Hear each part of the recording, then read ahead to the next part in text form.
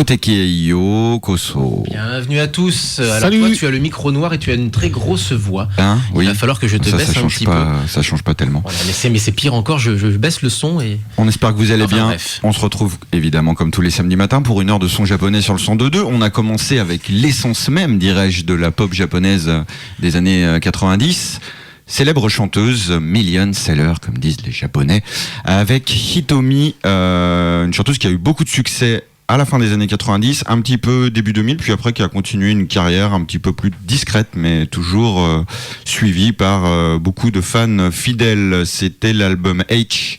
Donc son premier album, le titre Monogatari, superbe titre très pop avec mélange de guitare, un peu comme on en entendait beaucoup dans ces années-là.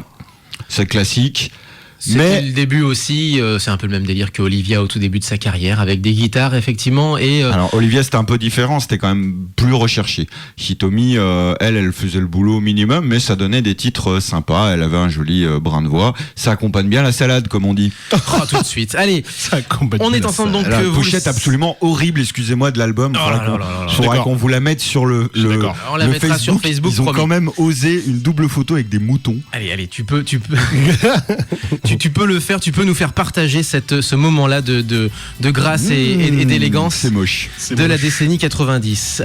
Donc nous sommes ensemble, vous le savez, pour une heure de son japonais comme chaque semaine. Et depuis quelques temps, nous avons aussi pas mal d'invités. Et c'est encore le cas cette semaine. Et notre invité aujourd'hui est à Tokyo. Il me semble qu'il est à Tokyo. Bonjour Gonzague. Bonjour, et oui, je suis bien à Tokyo. Et on t'entend, mais comme si tu étais quasiment dans le studio. Gonzague et Boucherie pour Tokyo Street View. Donc, il s'agit d'une page sur YouTube et d'un ensemble de vidéos qui sont, au nombre absolument hallucinant en ce moment. Et on va faire une très rapide présentation. D'habitude, en fait, quand on parle de YouTubeurs, c'est des gens qui prennent leur sac à dos et racontent leur vie ou leur expérience. Où il y a aussi les gens qui font des films de fous, genre des time-lapse. Alors toi, tu fais des films de fous, mais beaucoup plus statiques, presque naturalistes. On a le vrai son et les vraies images, si j'ose dire, du Japon. Est-ce que j'ai bien résumé un peu la chose, comme ça ? Oui, tout à fait. Ce sont en fait des vidéos contemplatives. Le principe est simple. Notre caméra, ce sont vos yeux. Le trépied, c'est, si vous voulez, la chaise. Et le micro, ce sont vos oreilles. Le concept est simple. On vous met en plein milieu d'un endroit et puis vous regardez le monde défiler devant vous. C'est comme si vous aviez une fenêtre en fait sur le Japon.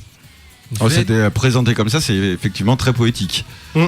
Oui, et l'idée ici, c'est que la star, c'est pas le youtubeur, c'est le Japon. La star et le Japon, c'est ce qui est le plus important. Ce qui est appréciable. Et ce qui, toi, à mon avis, va beaucoup te plaire, Romain, puisque tu es particulièrement fan des sons, des images et des sensations. C'est ce qui reste. Japon. Quand on rentre, c'est les souvenirs, oui, effectivement. Olfactif, de sons, etc. Tout ça. Enfin, olfactif, là, en l'occurrence, c'est de la vidéo, mais c'est toutes ces sensations, ouais. Alors, pour présenter, ça fait combien de temps que tu as mis en place ces vidéos ? En fait, c'est un projet qui a débuté il y a très très longtemps, mais je l'ai recommencé en fait il y a maintenant 3 ans. J'ai un peu plus de 300 vidéos en ligne, j'en ai 250 à éditer et à publier. En fait, j'ai encore du boulot, quoi. Oui, j'ai en fait un peu plus d'1 an maintenant de backup. De vidéos. Ce que je publie la plupart du temps, ça date en fait elle date de 12 mois la plupart du temps les vidéos. Donc c'est bien parce qu'en fait en gros t'as à peu près autant d'avance que nous on a d'interviews de retard à diffuser dans Moteki. Voilà. On a à peu près c'est à peu près pareil. Pour enfoncer le clou, mon cher Romain, c'est qu'on a non seulement des interviews en retard, mais en plus on a un planning d'invités en ce moment qui est complètement fou. Ça c'est pour la petite histoire, c'est pour notre petite salade interne. Chose aussi à signaler, tu es d'origine lyonnaise. Tout à fait, je suis né à Dessines-Charpieu. Ah oui, donc dans l'Est lyonnais, tout à fait. L'Est lyonnais. C'est bien, tu représentes la région lyonnaise de façon assez brillante, c'est assez sympathique.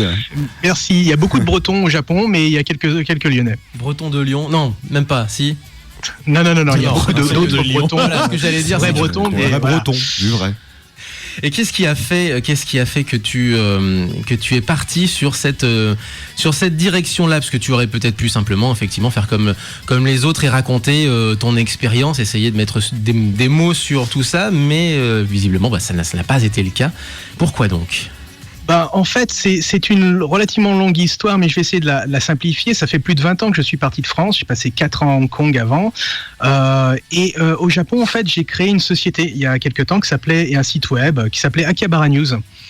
Akihabara News, c'était le plus grand site web d'information sur tech. Je suis journaliste en fait, journaliste tech et aussi journaliste essayeur automobile. Voilà, je travaille de temps en temps avec Cyril Drevet de Turbo par exemple. D'accord. Qui est un pote. Et en fait, donc de temps en temps, le week-end, je plaçais une petite vidéo du Japon sur Akihabara News. On avait plus de 90 000 visiteurs uniques par jour, et les gens étaient intéressés d'avoir quelque chose différent de la tech le week-end. Et puis, les choses sont faites que le site web, je l'ai revendu, j'ai pris un peu de repos et je me suis dit, tiens, si on recommençait ce principe de vidéo contemplative. Et voilà comment, grosso modo, ça a recommencé. Donc en fait, le concept, en fait, c'est que tu t'effaces en fait derrière finalement ce qui est l'intérêt principal de tes vidéos, quoi. C'est-à-dire que c'est comme une sorte de retrait pour vraiment laisser la place à ce que toi tu veux transmettre, quoi. Tout à fait. En fait, et je reprends, si je peux me permettre, un petit peu ce que j'avais fait sur Akihabara News. En fait, dans le monde de la tech, il y a des sites web comme Gizmodo, Engadget, qui sont très gros. Se lancer dans de la tech, dans la news tech, par exemple, c'était suicidaire. Donc, en fait, j'ai utilisé la Blue Ocean Strategy, en fait, qui est une base très simple. C'est qu'on est dans un même domaine, mais on fait quelque chose de totalement différent. Et j'ai repris ça avec le Japon. Il y a des millions, voire des milliards de sites web qui parlent du Japon. Il y a des millions, voire des milliards de sites web sur la photo, des gens qui racontent leur vie, plus ou moins bien. Il y a des choses que j'aime bien, il y a des choses que je déteste. Et je me suis dit, pourquoi faire la même chose? Ça sert strictement à rien. Il y a beaucoup de monde. Alors, je vais faire quelque chose de complètement différent. Où, cette fois-ci, l'acteur principal, la vedette, la vraie star, et qui devrait être en fait toujours la vraie star, c'est le Japon. Moi, j'aime bien ce concept, ouais. Et la dernière en date d'ailleurs, c'était sur quoi? Alors la dernière en date où je reviens sur le site web, c'était en fait un walking around où je me balade le long d'un Shotengai, le Togoshi Ginza en fait, qui est un Shotengai, c'est en fait une shopping street, je ne sais plus comment on dit ça en français. Une rue marchande. Une rue marchande couverte. Rue marchande, ouais. Mais alors donc voilà, tu restes centré sur Tokyo et la région de Tokyo, ou tu bouges un petit peu ailleurs dans le Japon en fait? Non, pas du tout en fait. Tokyo Street View, j'avais le nom de domaine depuis très longtemps, donc je l'ai gardé. Oui, bien sûr. Oui. Mais en fait, le vrai nom c'est Tokyo Street View Japan the Beautiful. D'accord. Et donc je couvre tout le Japon. Là, l'an dernier, j'ai passé mon temps dans la région de Tohoku. D'accord. J'ai à peu près tout couvert sur Tohoku. Vendredi, je pars sur Shikoku pendant une semaine. Après, je vais sur Hokkaido. En fait, je couvre tout. Alors, Tohoku, pour ceux qui connaîtraient pas, c'est la région de Sendai, c'est au nord de Tokyo, mais encore sur les principales Honshu. Ouais. Voilà. Est-ce que tu fais Aomori, Yamagata, Akita, Sendai, et voilà quoi. C'est ça, voilà. Est-ce que tu fais le sud un petit peu? Dit-il innocemment, parce qu'il a un coup de cœur sur le sud. Oui, j'ai quelques vidéos sur Okinawa en fait, un endroit que j'aime beaucoup. D'accord, oui. Et je vais commencer à m'y mettre en fait maintenant sur le sud. Shikoku en fait c'est le sud, c'est là où j'ai shooté dernièrement, c'est le sud juste du en nord, face, oui. c'est l'île qui est la grosse île qui est juste en face d'Hiroshima. Voilà. Tout à fait, ouais. D'accord. Bon, alors je t'encourage à filmer Oita, qui est une très belle ville. J'adore. Oui. Non, mais mais sérieux, c'est super Oita. Non, franchement, oui, je suis tout à fait d'accord. tranquille. C'est le coup de cœur de Romain, on l'aura compris. Il fallait que je le place. Pour y être allé, Kyushu Power, vous savez. Pour y être allé en sa compagnie, j'ai pu voir que c'était quand même extrêmement joli, extrêmement cool aussi au niveau du rapport humain.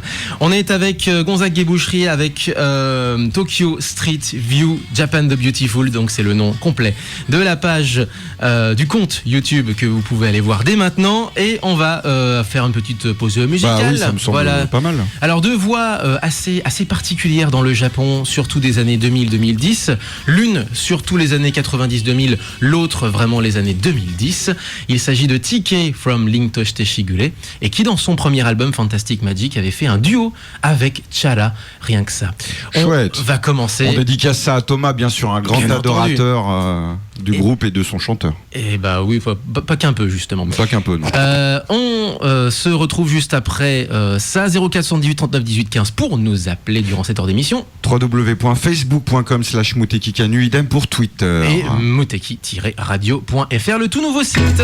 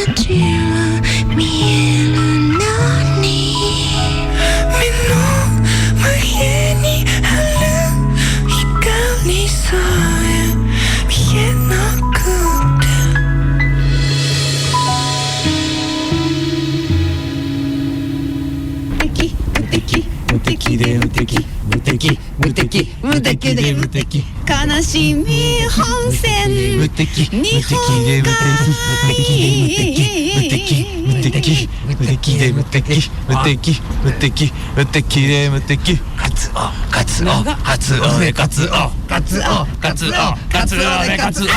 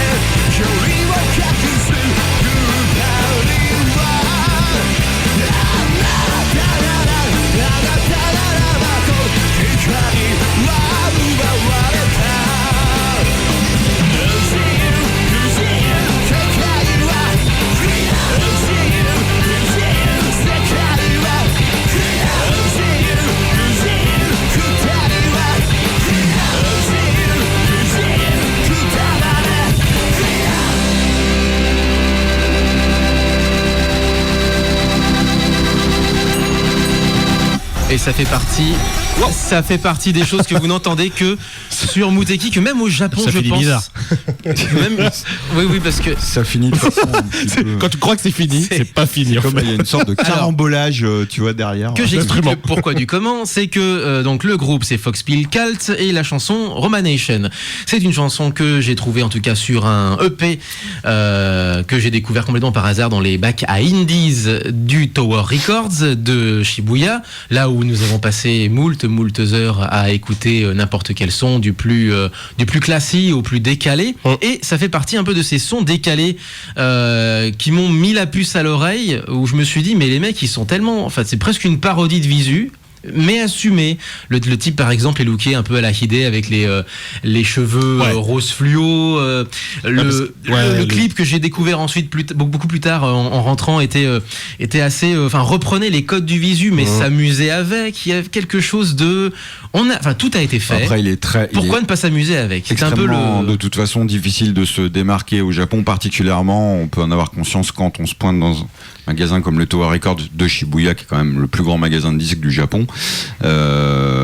Oui, t'as les cheveux roses ou des cornes sur la tête ou n'importe quoi. Après. Disons qu'effectivement, si c'est le détournement du code, ils assument à fond le truc. C'est exactement ça, les codes détournés. Juste avant, c'était TK from Link Toshite Shigure, parce qu'il faut le dire. Ça, en duo avec Chala, la chanson Shinkiro. Un joli titre, un joli single. Et nous sommes toujours en compagnie de Gonzague et Boucherie pour Tokyo Street View, la page YouTube, le compte YouTube avec donc plusieurs centaines de vidéos à la fois produites, mises en ligne et à la fois en attente. Et j'ai une petite question au niveau prise de vue, au niveau installation du matériel. Comment ça se passe? Et est-ce que tu as eu aussi quelques problèmes des fois sur place en mettant le trépied et la caméra sur place? Oui, bon, il y a toujours le problème en fait où les trépieds ou les les bienvenus. En revanche, ce que je fais, c'est que on sait où ça va poser un problème. Un temple, des gros temples ou certains endroits, on sait que ça va poser un problème. Et en amont, ce que je fais, c'est que je contacte soit la préfecture directement, soit les offices du tourisme ou le temple ou l'endroit en question. Je leur présente ce que je fais. Je leur dis voilà, je sais que c'est chiant un trépied, mais bon, je vais rester 1 heure, ou alors je peux venir avant l'ouverture du temple et on va dire qu'à 90% du temps, les gens sont ok, ils me laissent rentrer avec le trépied lorsqu'on les redemande en avance. Mais est arrivé par exemple à Yasukuni. Donc il y a un temple relativement complexe au Japon parce que il y a certaines personnes qui sont pas très fans de ce temple. Oui, surtout à l'extérieur du Japon. Oui. Voilà, exactement. Où en fait je suis arrivé, je commençais à poser mon trépied et puis il y a un garde qui me saute dessus. Je leur dis écoutez, est-ce que je peux aller voir le Koro? En fait, le Koro c'est les relations de presse.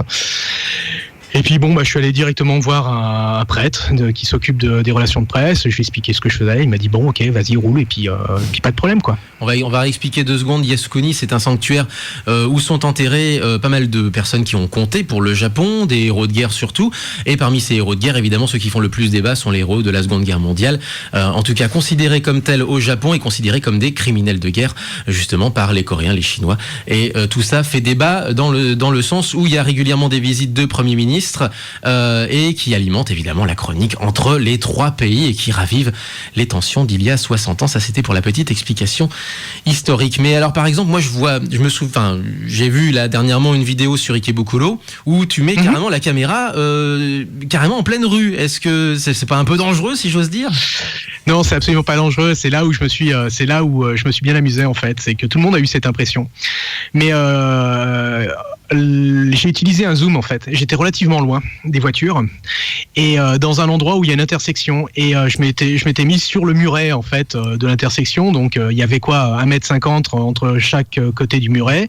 Aucune voiture donc de ce côté-là. J'avais vraiment beaucoup de place et en zoomant au maximum on a l'impression que j'étais entre les voitures. Oui, voilà. C'est les petites astuces de technique de parce qu'Ikebukuro pour être discret c'est quand même il y a quand même mieux, hein. Enfin je veux dire là pour le coup c'est vraiment une plongée dans le Tokyo grouillant et alors j'ai presque envie de te dire oui et non parce que la vidéo de Ikebukuro, arrête-moi si je me trompe, mais il me semble que tu l'as prise, j'ai fait la prise de vue le matin.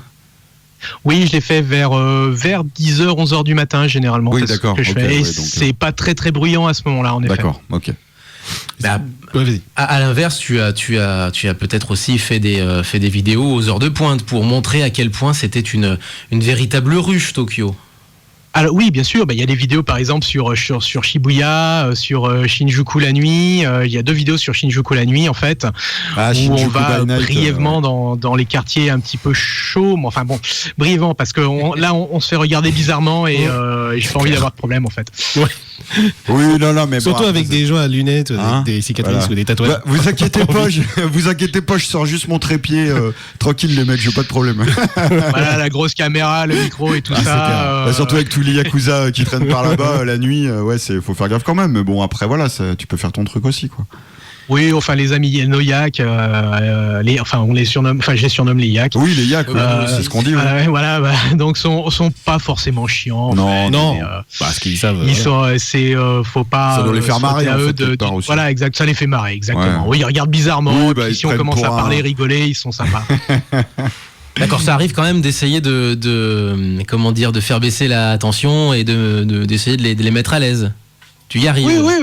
Oui, bien sûr, mais c'est pas forcément ces gens-là qui posent problème en fait, parce qu'ils ne veulent pas avoir de problème surôt. C'est plutôt c'est plutôt l'administration, non? Tout ce qui est administratif. Voilà, c'est surtout l'administration, c'est surtout les trucs où par exemple, vous avez pas le droit là, mais là vous avez le droit, vous avez pas le droit au trépied, oui mais c'est un trépied. Ou alors par exemple, il dit vous avez pas le droit de poser le trépied par terre, il dit ouais mais là le trépied est sur mon pied donc c'est pas par terre. Enfin bon, il y a Ça marche ça et ça marche ce genre de détails ou Oui, je m'amuse. Je les mets aussi en mode panique, souvent en mode panique. Le mode la réduire à la japonaise. Mais en fait, par exemple, à Tsukiji, on m'avait dit vous avez pas le droit au trépied. Je dis ok, pas de problème, j'ai sorti un monopode. Allez. On dit c'est pas un trépied. Bah non, c'est pas un trépied. Et là, on m'a laissé filmer. Tsukiji, le marché aux poissons, effectivement. Et le reste du temps, quand tu te balades, c'est quoi? Il y a une Steadicam, tu as un stabilisateur? Oui, alors je me balade avec malheureusement beaucoup de matos avec moi. J'ai généralement 1 ou 2 trépieds, un monopode, un steadicam, enfin l'équivalent d'un gimbal en fait, un petit 2 caméras, fait pas mal d'objectifs en fait. Je me travaille avec beaucoup de matos. Ouais. Et du coup, je vais te poser une question un peu plus, je dirais pas personnelle, mais est-ce que tu as des endroits que tu aimes vraiment, où tu te sens vraiment bien et que tu adores filmer? Est-ce qu'il y a des types d'endroits ou des endroits que tu aimes beaucoup aller? Ouais. La semaine prochaine, par exemple, je vais publier 2 vidéos. C'est des endroits que j'affectionne tout particulièrement. Les vidéos en question, c'est donc une première, c'est le Mont Zao en fait qui se trouve à Yamagata. Ouais, exactement, c'est dans Tohoku. Enfin, les 2 endroits sont dans Tohoku. L'endroit est absolument magnifique parce que bon, la vue, c'est une montagne, c'est un volcan. Il y a un cratère. Dans le cratère, il y a de l'eau bleue. C'est absolument divin. Le problème, c'est que j'ai fait ça en fin septembre, mais il faisait -5 en haut. Il y avait un vent pas possible. Ouais. J'étais gelé. Enfin bon, mais le rendu est pas trop mauvais. Donc le Mozao et le Okama cratère. Et l'autre endroit qui est à Aomori, donc vraiment tout au nord et presque à côté en fait, on pourrait voir l'île d'Hokkaido. C'est l'Osorezan Boedaiji Temple. C'est un temple qui est vraiment intéressant. Le problème, c'est qu'il est inaccessible si on n'a pas de voiture. C'est un temple qui est intéressant parce qu'en fait, il fait partie des 3 plus gros temples sacrés au Japon. Là, par contre, on m'a laissé absolument filmer comme je voulais. C'est en fait, donc c'est sur c'est un endroit relativement volcanique aussi. Il y a des onsen, l'eau, il y a un superbe lac eau bleue, mais là, il y a tellement de sulfure qu'il n'y a pas de poisson, il n'y a rien dedans. Il y a des jets de vapeur qui s'échappent autour du temple. C'est un endroit absolument mystique. Et ce qui est intéressant, c'est que les Japonais appellent cet endroit comme la porte vers le to hell, enfin l'autre monde ou l'enfer. Porte de voilà, l'enfer. exactement. Voilà, merci. Donc en gros, tu aimes les endroits atypiques, mais tu aimes les endroits aussi un peu spirituels ou en tout cas liés à la nature ou spirituel, quoi. Tu aimes beaucoup. Oui, tout à fait. Quelque chose, quoi. Exactement, oui, où se dégage quelque chose, parce que j'aime bien aussi, par exemple, filmer dans les endroits où c'est ultra bordélique en ville, où c'est sale. Il y a des endroits sales au Japon? Oh mon Dieu. Oui, il y a des endroits sales au Japon, mais je trouve ça d'une certaine beauté, c'est que... juste c'est moi les films. C'est la beauté de la saleté, quoi. C'est lugubre, il y a quelque chose, on s'attend pas à ça, il y a une atmosphère, c'est un petit peu Blade Runner. Enfin, j'ai vécu pendant 4 ans à Hong Kong, j'avais cet effet Blade Runner, Hong Kong, ouais, et on peut trouver ça dans Shibuya ou Shinjuku, par exemple. Effectivement, oui. D'accord, donc plein d'endroits à voir, plein de vidéos à voir. Combien tu as déjà posté de vidéos en fait qui sont disponibles Là, sur Il y en a ton... plus de 300 oui, métaux. voilà. 300, ouais. D'accord, ok. on est Et en 300. 4K. C'est déjà de... Et en 4K, Ah, et c'est alors ça oui. qui s'y intéresse. précision, C'était ça, c'est que c'est en plus de ça, c'est de la très haute qualité. Exact. Très bien, donc en fait pour tous ceux ou qui rêvent d'y aller ou qui en reviennent et qui en sont très nostalgiques comme la plupart, voilà, Complètement. c'est une façon aussi de pouvoir prolonger un petit peu tout ça. De te faire mal. Alors on va repasser un peu de musique, mais avant ça, je rappelais le Hosoresan par exemple, qui a été immortalisé pour moi, qui était fan de cette série, hélas inachevée pendant très longtemps, Shaman King, et qui faisait énormément référence à ça, puisque forcément il y avait des portes entre les mondes. Toi, tu es fan d'une autre série qui est Yu Yu Hakusho, Oh, avec des portes entre les mondes. Allez, toi, Ouais, voilà. mais tu es surtout fan d'autre J'ai cru que chose. t'allais me faire l'enchaînement sur Ultraman. Et ben justement, tu es fan d'autre chose. on va écouter du jazz, les enfants. Du jazz de Ultraman. Hein, du jazz Ultraman, vous en avez rêvé, hein? Non, bah tant pis, vous allez en avoir quand même. Toshiki Nunokawa, donc c'est tiré d'une compilation un petit peu de tout ce qu'il a pu faire en reprise de thèmes de Ultraman. On va commencer par un grand classique pour les Japonais, pas pour les Français, la reprise du thème de Ultra Seven, deuxième série télé de Ultraman de 1967, et c'est repris en jazz. Jazz de Ultraman. Tu prends un drink? Oh, c'est parti.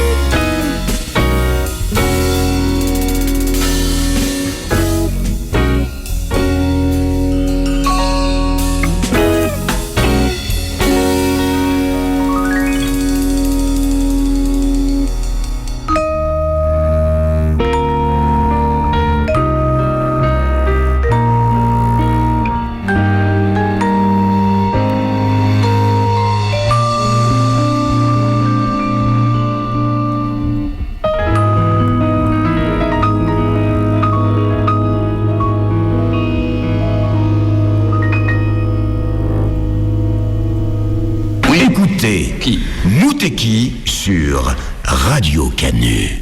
102.fm. C'est un conseil de Vegeta.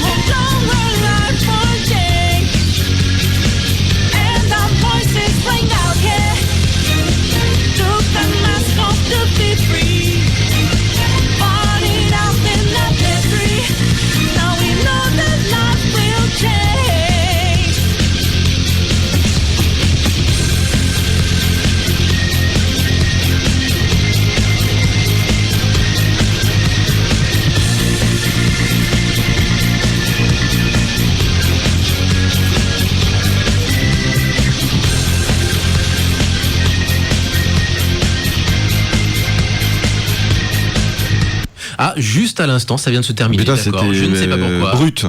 C'est Tu l'avais brutal. comme ça aussi dans ta version à toi? Non, c'était bizarre, ça aurait dû baisser doucement. C'était très bizarre. Mais on a pris la balle au bon. Et voici, juste à l'instant, donc, c'était donc le nom de la chanson. Ouais. C'était donc Life Will Change de Persona 5, un jeu qui tue, JRPG qui tue, chanté par Lyn, Lyn. C'est bien une japonaise Oui, qui non, chante. c'est Et C'est c'est un composé chanteuse par assez connu, Shoji Meguro et dans sa tutu, toute la BO est comme ça et le jeu est pour moi alors tout simplement dans des 3 meilleurs JRPG de tous les temps. Tu représentes tous les temps, un avec peu Skies ça. of Arcadia et FF7 et FF6. JRPZ. Juste avant qu'on enchaîne sur la dernière partie de l'émission, tu voulais nous parler aussi de Epitanium, puisque tu vas aller à Epitanium et puisqu'on va te voir sur scène à Epitanium. Explique-nous un petit avec peu. Epic, donc Epitanium c'est la semaine prochaine, le week-end prochain et sur 2 jours et 1 nuit, parce que 2 nuits même, puisque ça commence vendredi soir. C'est comme d'habitude, Epitanium c'est la première conf qui se déroulait la nuit. On faisait quasiment du 64 heures non-stop. Et donc voilà, donc il y aura 3 cosplays, un le samedi, un le samedi nuit et un le dimanche. Je vous invite vraiment le samedi nuit parce que c'est un des rares cosplays qui est probablement autorisé en 18+, puisque ça a lieu tard. Donc voilà. Donc prévoyez les déodorants. Hein. Donc du cosplay Bible Black il y a eu, du cosplay. Cosplay Bible Black. Oui, bon pas en version. C'est rien de pareil tout de même. Non, y a on pas de précise pour ceux qui ne scène, connaîtraient pas. Pas de scène, truc comme ça. On a fait le cosplay avec les costumes. Très bien, voilà pour Epitanium. Donc, rendez-vous à C'est le week-end Epitanium. prochain alors. C'est le week-end prochain et on espère qu'il pleuvra pas. parce que Toujours c'est à l'école l'extérieur, Epita, quoi, donc, toujours au Kremlin Bicêtre. toujours au Kremlin Bicêtre. Convention doyenne d'ailleurs. Ah au bah oui, passage. ça existe depuis avant 2000. Donc faut C'est quand même comprendre. Oui, c'est quand même très rare. c'est un classique des La semaine prochaine, c'est également les rencontres ludiques de Lyon à noter. Donc ça se passe également le week-end prochain. On fait un gros bisou à Ludo qui est, à mon avis, les 2 mains dans le cambouis en train d'organiser tout ça. On en parlera plus en détail justement la semaine prochaine. Donc toujours en compagnie de Gonzague et Boucherie pour Tokyo Street View compte YouTube où en fait, on fait un petit peu comme Ultraman juste avant. On se pose et on regarde en fait tout simplement et on s'imprègne de l'ambiance. C'est un petit peu ça finalement pour résumer la chose. Oui, c'est bien ça. Il confirme. Non, c'est bien ça. On se repose. En fait, le truc, c'est on se met dans son canapé, on enlève ses pompes, on prend une petite bière si on boit de l'alcool et puis on regarde ça tranquillou.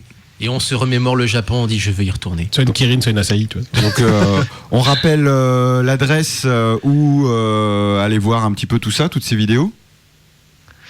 Ouais, le plus simple, je pense que ça va être le site web. C'est www.tokyostreetview.com. Donc Tokyo, la ville, street là, en anglais, S-T-R-E-E-T. Voilà, view, regardez, VIEW.com.